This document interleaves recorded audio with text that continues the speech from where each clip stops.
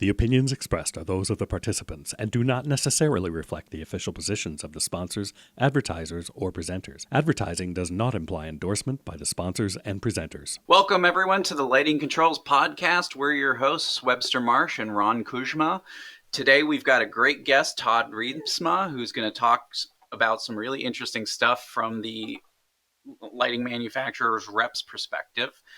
Before we get into that, just want to mention that this podcast is presented by the Lighting Controls Association, LCA, and financially supported by the National Association of Innovative Lighting Distributors. And also, this episode is sponsored by Toggled, which Ron's going to talk briefly about them.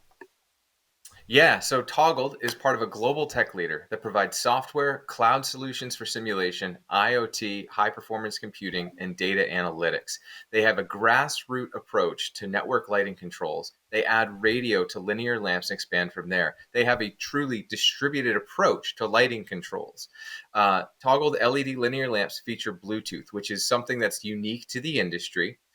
Existing direct wire retrofits are just a tube swap away. You can swap in these new tubes, put in the controls, and you're good to go. Everything's distributed out from there. Wireless, ideal for existing buildings. No need to tear everything down, rewire the entire building. They're really focused on data and cybersecurity. Definitely check them out. There are no fees for their API integration. They take a truly customer-centric approach to network lighting controls. And Toggled really views buildings holistically versus segmented. They really want to bring everything together, which is something, if you've been watching, that you know is very, very important to us. So check it out, toggled.com, and stick around at the end of the episode for some interesting insights into them. And now here's Todd.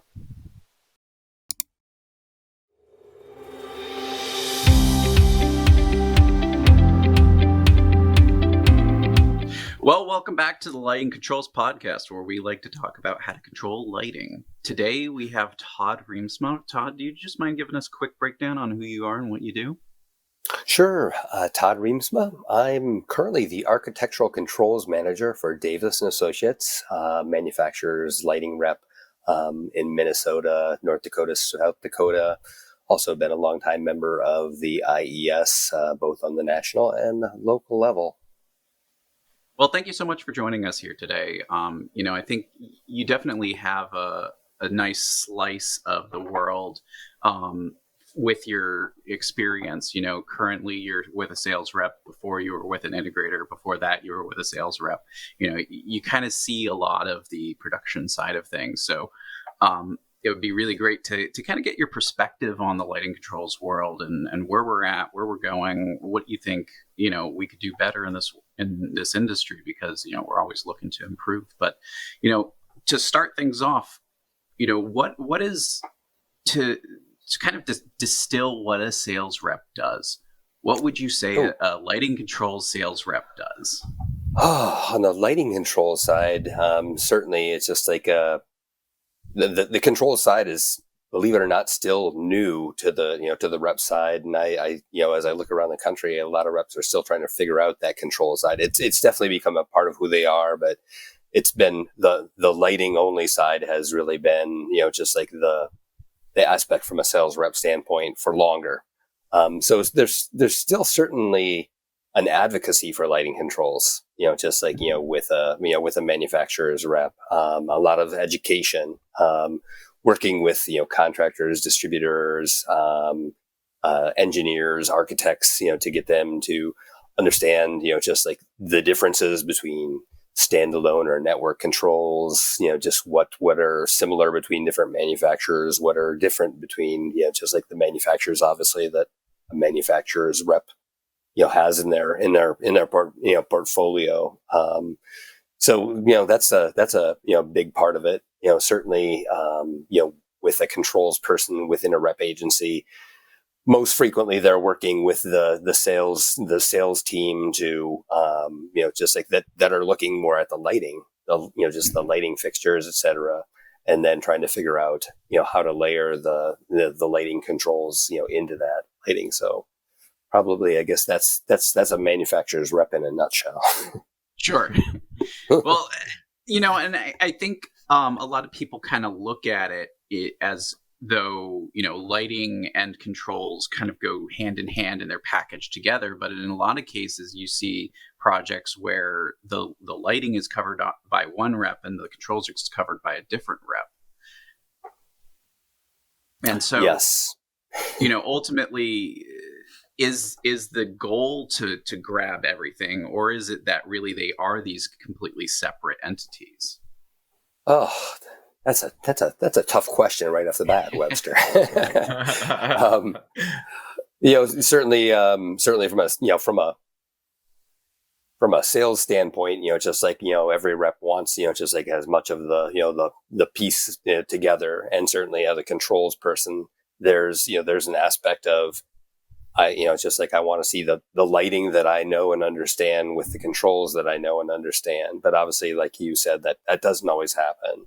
That, quite frequently that, just like, and as well as, that an owner, an architect, just like, should get the lighting that they want, should get the controls that they want. And those aren't always going to be from the same manufacturer's rep.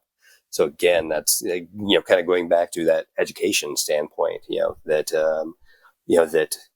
for the installing contractor or for the distributor that's, selling the stuff, or, again, as you mentioned, for an integrator to understand, the aspects of the lighting equipment, of the controls equipment, and, how that all goes together. When there's good education, good understanding of, it's just like what the lighting needs, what the controls need to, to work with the lighting, then we're all happy. Well, and so, I mean, you mentioned that everybody deserves what they ask for, but I think one of the challenges with lighting controls as it is right now is that they're so prioritized to this proprietary system that, it's basically you lock yourself into a specific manufacturer. Definitely.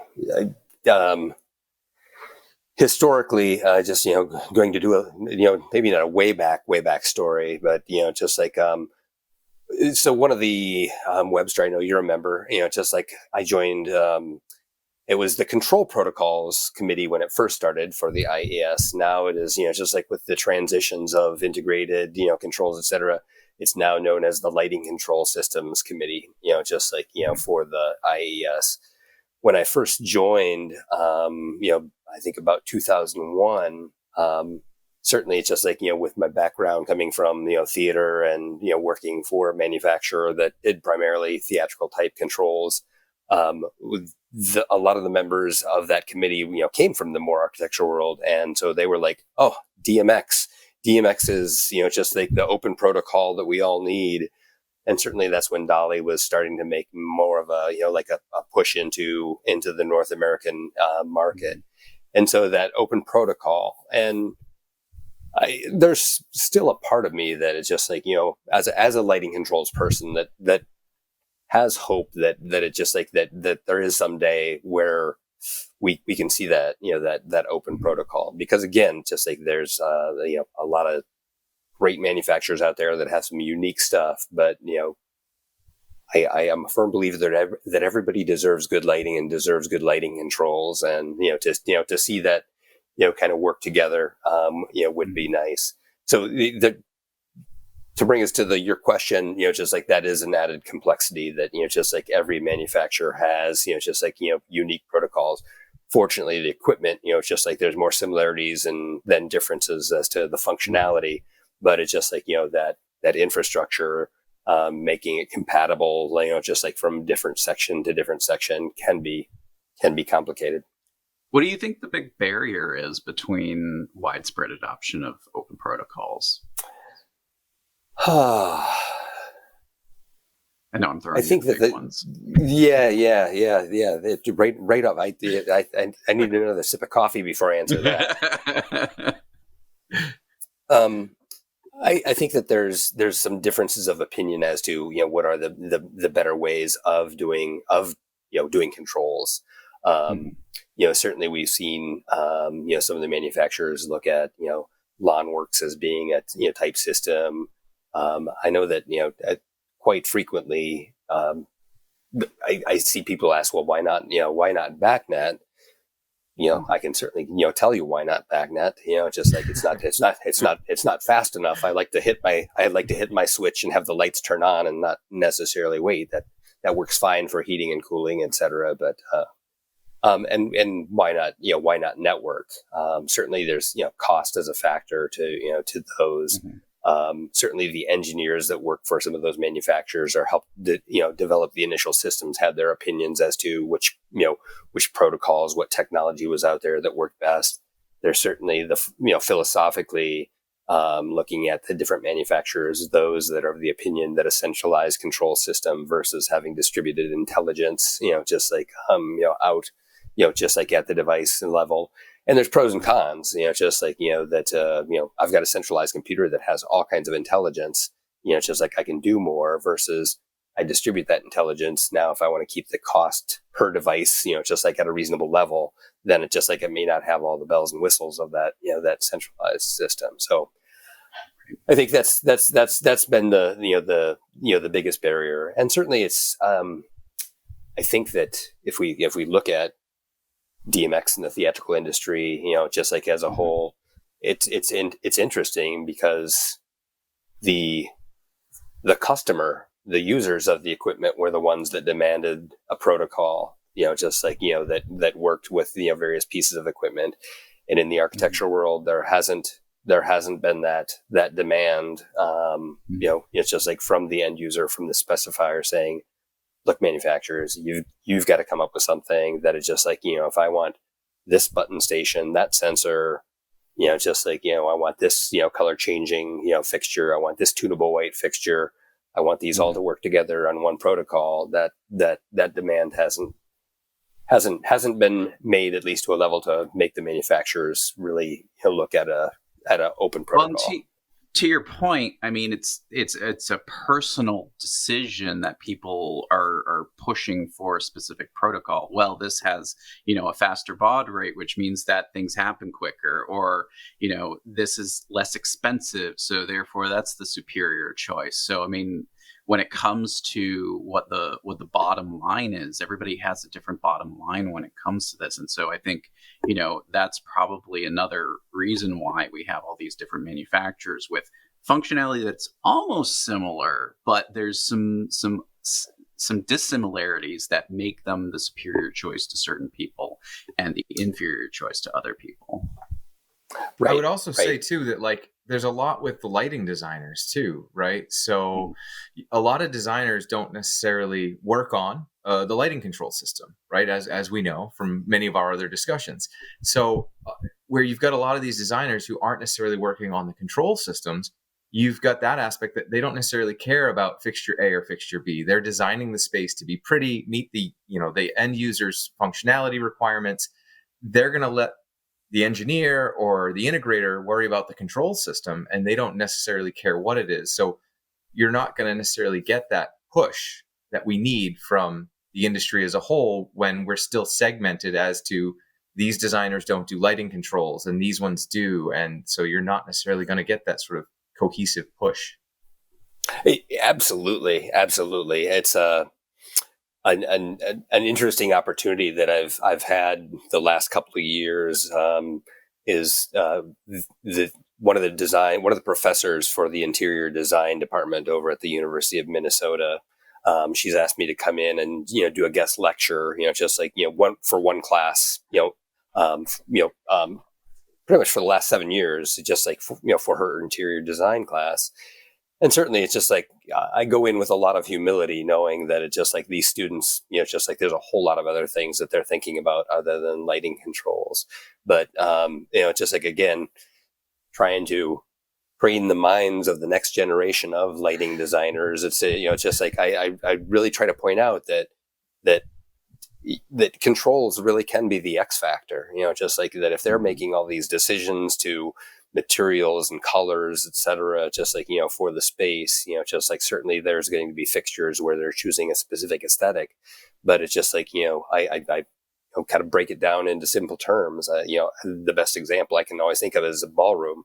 It's just like, wouldn't it really be lousy if we went into the ballroom when we hit a switch and all the lights came on, just like, the chandeliers, the cove light, the down light, the sconces, just like, that's really doesn't, provide much versatility to a space that you spend a lot of time choosing, the carpet, the woodwork, the doors, the wallpaper, and really try to, just like emphasize that, how, at least, again, from a zoning standpoint, just like how important controls is to, just like being able to change the aspects of the space. So certainly it's like that, I guess, trying to do my part to go out there and, just like explain the importance of, that control consideration, whether or not, again, as you said, it's just like whether that they'll ever be specific to a manufacturer's, choice.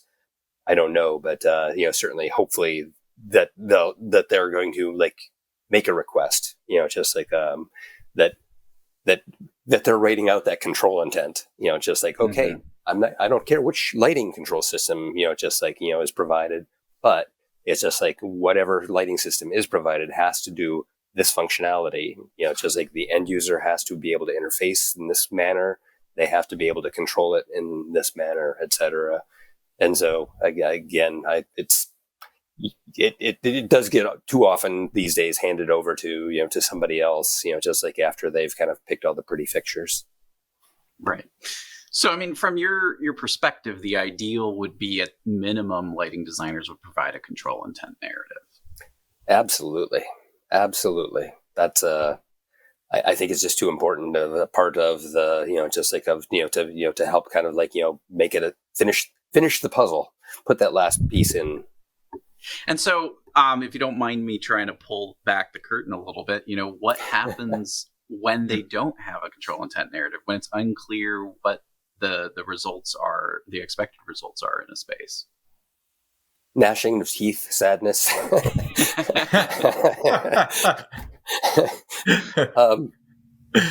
It can make it a tough road.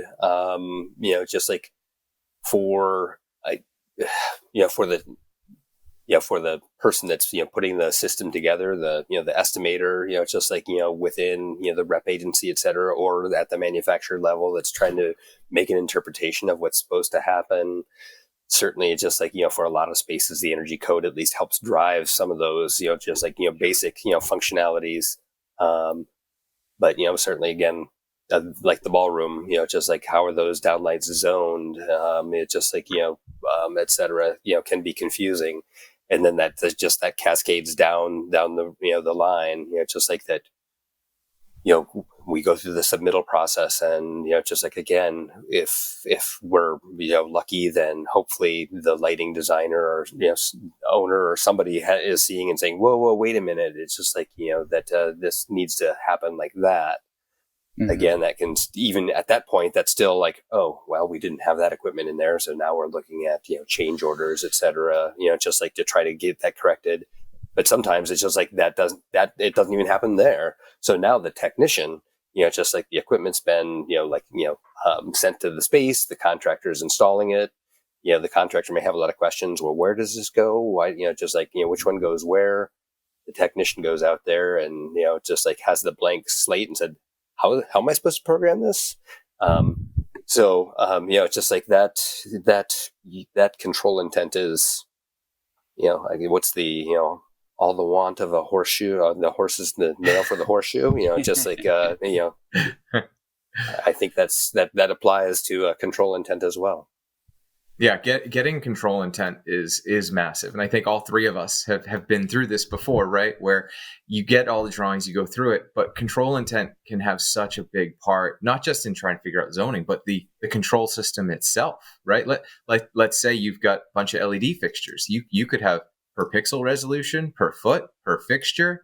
And then if you don't know what the intent for the space is, you could design the control system around the maximum DMX resolution for a product, when in reality it was a cove, and they want the entire cove to change as one. They don't want per foot resolution or per fixture.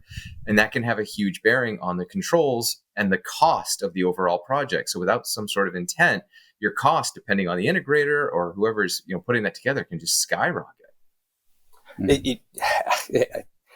When I, just like as the RGB was, like starting to, at that point, I was working for a manufacturer, working in New York, City, and just like seeing, like more specifiers doing RGB controls. And so again, as you said, certainly it's like without the control intent, how is that being done? But, it's just like that's the equipment cost, what kind of controls you want, what kind of fixtures. The other aspect of that is, like the designers would be like, well, how much time is this going to take to program? And it's just like, okay, it's a wall of LEDs. If you want that wall to be all red and then all green and all blue, that's going to take me about 10, 15 minutes for the integrator to program that. You want a spiral to start in the middle of the, like in the middle of the wall and then go here and there. It's just like, and, you want some shows like that. And that could be 3 weeks of programming. And, just like, integrators are not inexpensive, so it's just like, that half a day versus 3 weeks can be a substantial cost, let alone, like as you said, like the equipment to do one universe, just like or less versus multiple universes of, of DMX control. So it's, again, knowing what that end user, what the lighting designer wants is so key to that, to that accuracy. Well, and I think, a lot of people put emphasis on a formal document known as the control intent narrative. But I mean, in this example of DMX fixtures that have granularity, it could even be in the luminaire schedule. It could just say every foot needs to be individually controlled. And that's enough, at least, for you to be able to come up with a sufficient bill of material to be able to bid it. Yeah, absolutely. It's and it's getting better. I'm seeing, just like, better, just like whether it's in the fixture notation or not even in a control intent, but that, just like that maybe they have a small control riser for, just like the RGB, color changing. And, in the notes on that, included in that riser, just like, is either just kind of a small, these are the known shows that we know that we want. It's just like we know that we're going to want more than that, or that, just like that they're going to try to set an expectation of we want X number of days or, weeks of, programming, of a programmer to be able to create content, etc. Well, and that's a really interesting thing because coming from the specifier side of things, how do you estimate that? How do you know how many days, how many hours, how many, how much time you need? It is so individualized. Having worked with so many different designers, I mean, it's just like there's the designers that I know that it's like, oh, we are going to go down to the nth level of, just like, looking at each, just like each show, et cetera. And just like, we will use every minute of time that we have allotted for this project versus the, just like the rainbow chase around the cove. That's nice, just like, which is going to be, just like, obviously it's just like most of the control systems that offer that as a stock, just like, program and, just like, so again, yeah. It's kind of like you need to have self-awareness then. You need to think through what that on-site visit's going to be like. Yeah, the familiarity with, like if you're fortunate enough to have familiarity with the designer, just like having worked with them previously, knowing what they want. That's obviously, that's being, lucky, just like, to have that. I think the other thing that, for an integrator, for a rep, just like is that clarity, just like, on the quote, just like, on in the submittal process of, hey, we are allotting this amount of time. It's just like, so understand that it's just like when we come out there to program, it's just like, we're going to need you to be prepared, just like, to share what you want with the programmer.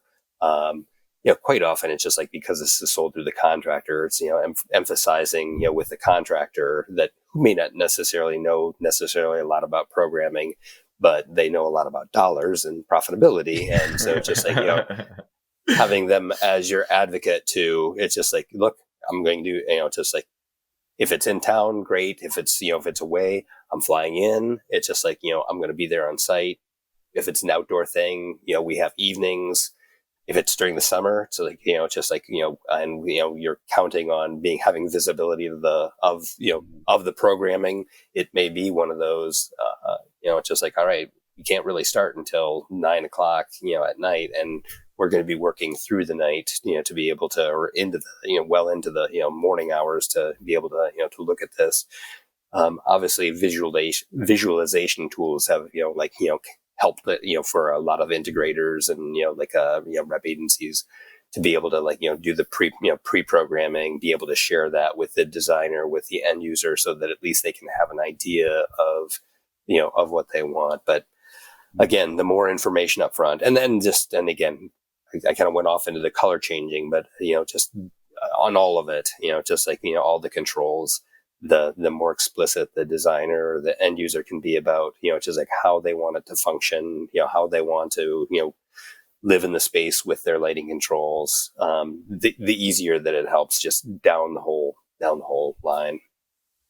Well, and it sounds like that your role isn't always just education for the design side of things, because you're just talking about educating the contractors. I mean, and I imagine that you're also working with owners and stakeholders to educate them about lighting controls. Absolutely. I was going to say, the other example I use probably way too often in my my classes that I've been teaching in lighting controls are the houses of worship. Hopefully I'm not going to be picking on anybody, but, just like these days, just like, in that house of worship, just like you probably have an aging population, and then you probably have a very young population. So it's just like, when you think about it, I have seen people walk into a space, and if there is more than one button on the control station, it's perplexing. It's confusing. It's just like I see panic in their eyes as they're looking at this control station, trying to figure out what kind of functionality, just like what am I supposed to do now?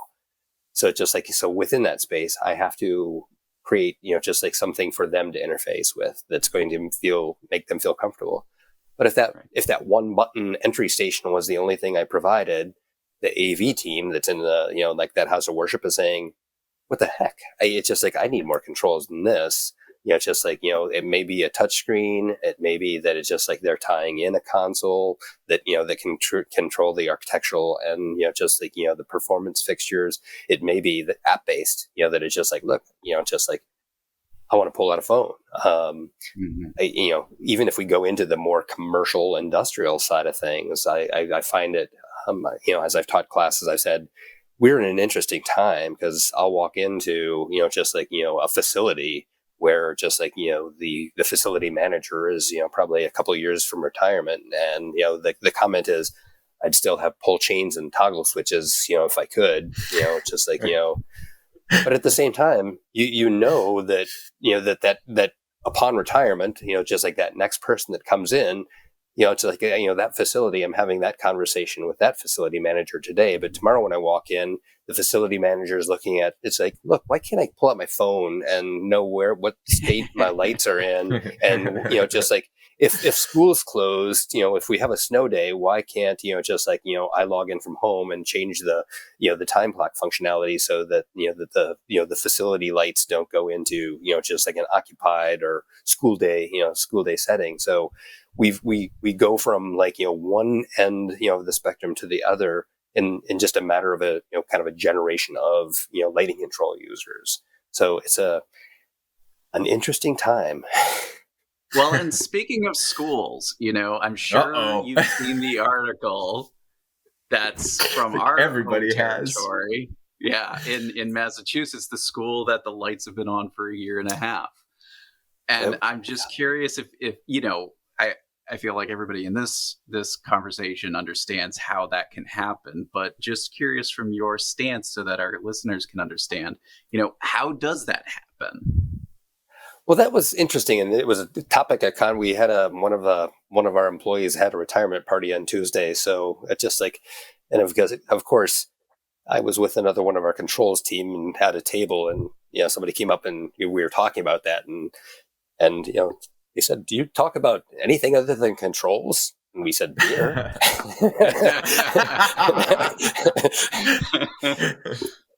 But that was an interesting, and obviously I feel like it's just like I only have one aspect of the story. Certainly I've read the article and just like et cetera. Um, I that is a tough one because it's just like I feel like with any of the the manufacturers that I've worked with, just like that that situation could have been resolved, fairly quickly. So there is the product awareness. I don't know the politics, just like of that situation, which I imagine that there probably was many politics, with that situation. But it was interesting, and again, kind of going back to where our conversation started on different, control infrastructures, et cetera. I believe that system is more centralized, and just like really relies on that centralized system versus just like distributed intelligence, where just like the products can function just like right out of the box, even if they're not communicating with a central system. And again, I guess that's one of those things where we're a specifier and an owner to understand the differences of where's your weak spot, just like in the various control systems. And that doesn't mean that's a bad control system, but it means that they're just like that's one of the cons for the lighting system. I think certainly it's just like it's that situation was a shot across the bow for all manufacturers to not allow that that situation to happen, and rather unfortunate. And I hope the installed equipment just like gets fixed, and it's just like that manufacturer steps up for other projects. Right. No, and I think you brought up really the heart of the matter, which is politics. I mean, every manufacturer, if given the opportunity, would step up and say, no, we'll make this right, we'll fix this. But you're probably right that there was some internal workings that was going on that prevented this from being resolved quickly and efficiently. And so as a result, we have a year and a half later that the lights continue to remain on. So I think it is an unfortunate black mark on our industry, but at the same time, I think people are taking away from that story the wrong message. It's if I were to talk to my manufacturer, if you were to talk to your manufacturer and said, their lights are not turning off, the manufacturer would go into a panic and say, how can we fix this? Right. Absolutely. It's I mean, again, I've had the different manufacturers I've been associated with over the years, so I can't say that I'm familiar with every one of them. But as a controls person, it's like I don't believe there's a control system out there that just like somebody couldn't call me that I could go out and just like and create a resolution. Just like maybe not program the system, but at least get the lights turned off. So I feel like that again that. Between some politics, some communication breakdowns, I am certain that is what happened there. Yeah, and I mean, we've talked about before other manufacturers that disappear, and that's a whole other issue. This particular instance is not a manufacturer that just swept the rug out from under people. They still exist. They still produce equipment and provide services. Yes, yeah. Again, you hope that the manufacturers that that you choose, stay solvent, stay reliable. Just like that even with as they do like equipment upgrades, they maintain backwards compatibility to other equipment. But if you're in this industry long enough, you do see, just like again, the manufacturer that's chosen, and just like a couple of years later, it's like, I am sorry that equipment that was installed into your building, just like that manufacturer no longer exists. So it is a true situation, and by the same token, the equipment that was installed 10 years ago, and it's just like the new equipment from the same manufacturer does not have backwards compatibility. And certainly that's frustrating, but at the rate of change of technology, just like sometimes it is for a manufacturer to kind of maintain, just like whether it's chips, whether there's physical requirements, whether it's kind of like it's like to maintain this is going to like shackle us from being able to like really make the changes, with technology. It can be a frustrating situation for an end user, but hopefully the end user can understand, certainly the phone you bought 10 years ago, you don't expect to, be upgraded, just like, to the, what the phone that you buy today, can do. And so sometimes it does take that, sharing that perspective with an unknowledgeable end user, just like, that, look, just like the lighting controls world is probably more like, just like, the computer industry, the network industry, than it is, just like, the analog equipment that you might, just like, think that it is. Right. And sometimes it's just like, that when you share that perspective, you do see kind of the pardon the pun, the light bulb go off, and, just like that they then have that understanding. But at the same time, nobody's looking to, spend the thousands of dollars to, just like, rip out one lighting control system and, put in another. No, but I think we've also seen this a lot more in the last 2-3 years, right? With COVID is we've seen so many issues with chips, right? Where manufacturers are physically unable to get the parts they need to ship a system or repair a system in some cases. There are still manufacturers today who can't ship certain systems and are still in redesigns. So there's a lot of issues there. And part of the reason that I know Webster and I have been talking a lot about the idea of open source, I think this, right, the last couple of years has really brought this more to the forefront. Like, I think we all understand, like you said, the system's 5 years, 10 years old. You don't necessarily expect that, right? You wouldn't expect that out of your phone or your car or this or that.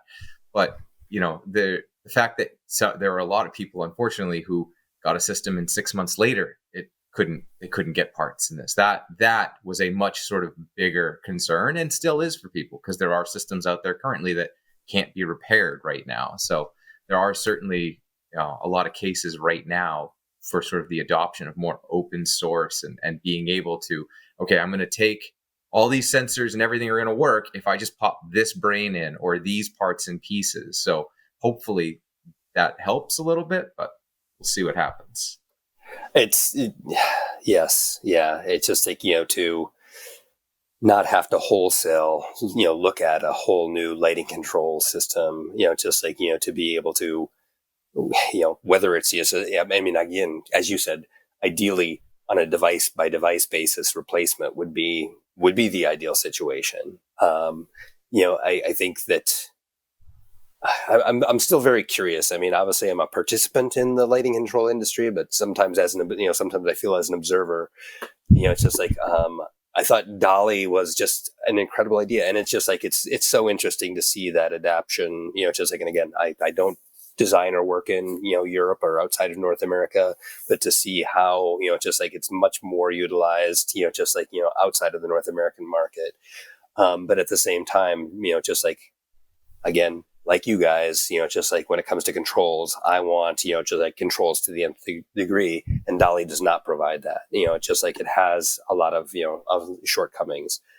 So I've, as Dolly has continued to develop, just like I kind of keep waiting for it to get to, I guess, that level of control that I really, want. I think that it still, has hope, but it's just like it's going to require a whole lot more support, just like, whether it is, like we said, at the beginning, kind of whether it's the owners and, end users really demanding that open protocol, or whether it's the manufacturer saying, look, we can still make incredible devices, just like, and have people want our devices, even if we do have it on an open protocol. Again, things are continuing to change, and I think will continue to change. I don't think it's going to be tomorrow that we see an open protocol, but I'm an eternal optimist. Well, I mean, in lieu of going open protocols tomorrow, I think a lot of people are looking at these case studies and going, well, how do I avoid that? And I think there's a lot of bad advice being tossed about right now, being like, well, avoid this, avoid that, don't go to startups. Like, I don't necessarily agree that there's any one perfect solution to avoiding these issues because they're unexpected. But do you have any advice to people who are basically like, what is the thing that I need to keep in mind? I feel like some of my ideas are, just like as I see the different manufacturers, just like similar control infrastructures as far as the wiring goes, just like certainly, I, I know various manufacturers use different. There's a lot of the manufacturers that use Cat5 now, not necessarily as network, just like, but as a communication, just like, tool that, the contractors are comfortable, with that. Not saying that it still doesn't have problems, but, just like if it's using an RJ45 connection, they know how to put a new, RJ45 connection on as opposed to Some a of them do. proprietary.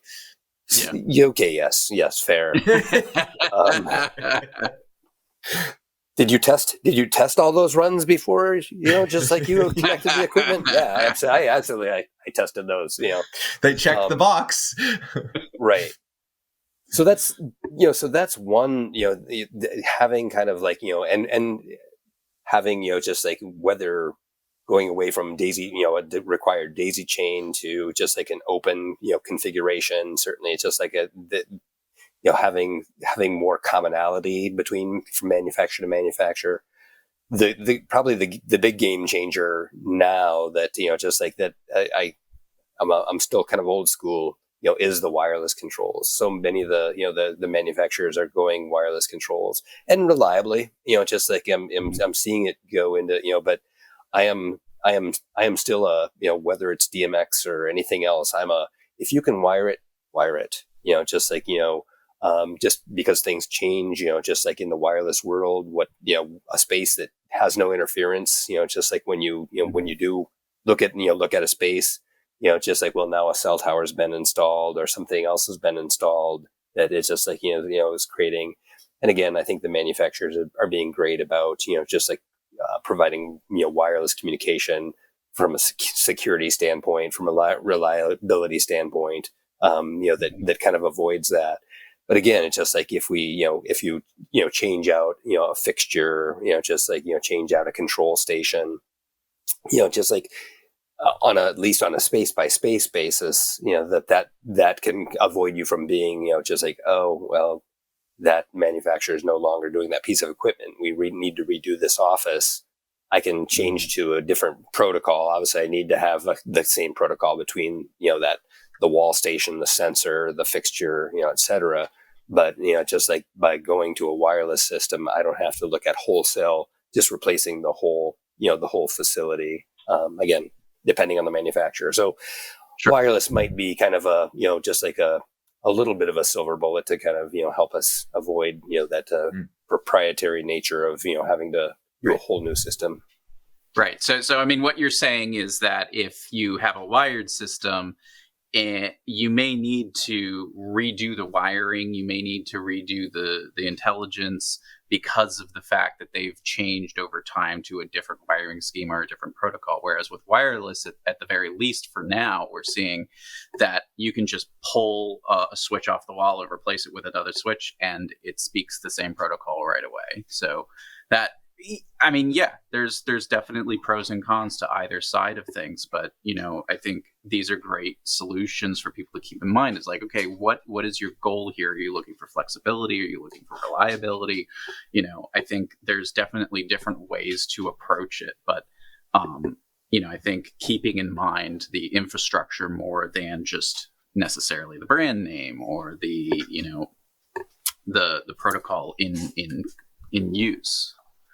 Yes. And again, just like, that technically how well is it supported, just like, that, the availability of a technician, the availability to make a phone call.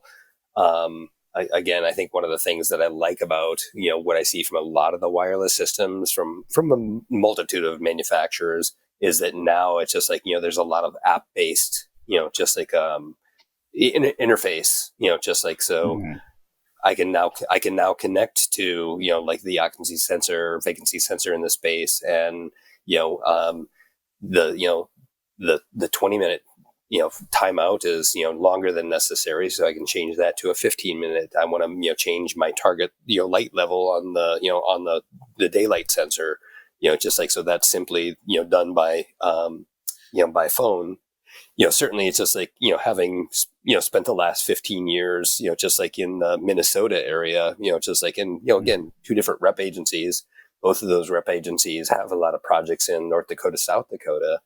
And, I think one of the things is that, even with my new job, trying to make it, a better experience for our contract relationships, for our end user relationships, providing systems where it's just like, either the manufacturer or we can access the lighting control system to look at issues, or that we can enable, the contractor or the end user to, work on their own system. Because again, it's just like, I think in most markets, everybody's looking for controls technicians, just like, because if a project, in the middle of North Dakota calls me and says, I need a technician here, I have to look at my technician calendar. I'm like, I'm looking at about 2 to 3 weeks, before, it's just like, I can get them there. But if they've got a system that is just like, that they've got, again, whether it's app based or that it's just like that they have some sort of interface that, just like that I can walk them through, probably, 80 to 90% of the time, maybe more. It's just like the problem can be resolved without somebody having to, get in a car, get in a plane, work the calendar, etc.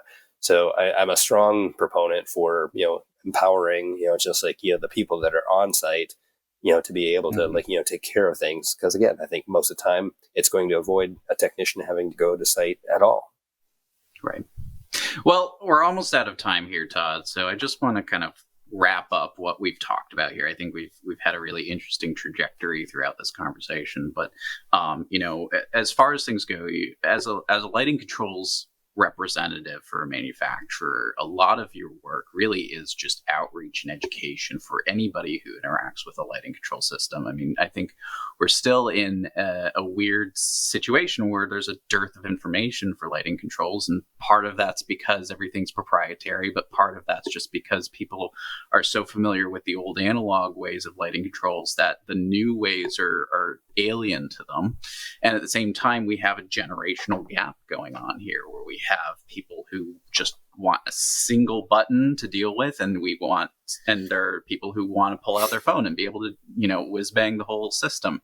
So, we're kind of in this weird amorphous phase right now with lighting controls, but ultimately it seems like we are kind of moving in a better direction, and we are getting more responsible owners and contractors out there who are actually taking the initiative to learn about the systems and understand them completely. But at the same time, manufacturers are also trying to up their game by providing more easy to use systems, more flexible solutions that can be easily maintained and serviced before any kind of serious disaster happens.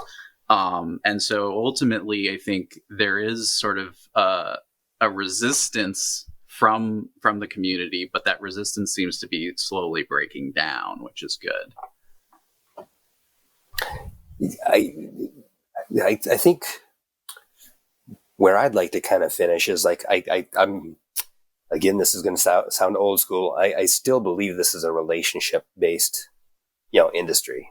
Just like, or those are the projects that I like to work on. And so it's just like, again, I feel like where lighting controls is going, the successful projects are when I'm working with a contractor that understands, controls importance, the distributor, the lighting designer, just like, that all the key people. And, again, they know that there may be some hiccups, there may be, questions that are unanswered, but they understand the importance. So that it's just like, but when all the stakeholders just like, recognize the importance of the lighting controls, it goes so much more smoothly. And, so certainly, the ones that don't get on board, I see those are the ones that kind of like, oh, I never want to do another project with lighting controls again. I just want to install fixtures. But, I continue to that have the various designers, the various contractors, and I'm like, it's like, oh, whatever they're working on, we want to work with them, because just like, and I want to be, and, just like as a manufacturer's rep, I want to be a choice, just like that. It's just like, oh, if it's at our discretion to choose a partner for this, I want to work, with them, because it's just like they're going to, just like wrap their head around the lighting controls. They're going to help make our project, like easier. So that relationship side of things, I think, is huge. I mean, certainly it's got to go beyond that, so that we don't have schools with their lights on for, just like, for a year and a half. But it's just like, I see those relationships growing. I see the importance, just like, growing, for people understanding that they need to have the knowledge, that they need to have the communication along the whole process to be able to, to make it work. But, I guess I just keep going out every day and trying to, educate and build relationships. And, just like, I admit that there is that selfishness that I want to make my life easier too. Sure. Well said. Well, thank you so much, Todd. Really appreciate you coming in and sharing your input. Yeah. Thank you for inviting me. I appreciate it. This was a lot of fun. It is a conversation that it's just like, that one of those things I can talk about anytime, anywhere. Well, what an awesome conversation with Todd. Really interesting stuff to talk about. Just want to mention that this podcast is presented by the Lighting Controls Association, or LCA, and financially supported by the National Association of Innovative Lighting Distributors, or NAILD. And now over to Ron, who's going to talk about our great sponsor for this episode. Yeah, so I just want to remind you guys a little bit about Toggled and everything that they have to offer. So Toggled really takes a grassroots approach to network lighting controls. They add Bluetooth to their linear lamps, which is something that is unique to the industry. And they take a distributed approach to lighting controls, which, if you were paying attention, might be something that interests you. It's important to know that it's wireless, right? So for existing building retrofits, you're not tearing everything down. We're not pulling new wire. It is a wireless system. They're very, very focused on cybersecurity. Definitely check out Toggled for more information about all the cybersecurity and all of the certifications that they have. Remind everyone that there are no fees for their API integration. They're very customer centric and they view the building holistically. So they want to help you take control of everything, not just your lighting system. Be sure to check out Toggled. Check out Toggled, TOGGLED.com. They have some great wireless solutions. Again, if you were listening to this podcast and you were wondering, distributed versus centralized or wireless versus wired, Toggled's a great distributed wireless solution. Thank you so much for joining us, and thank you, Todd, for joining us.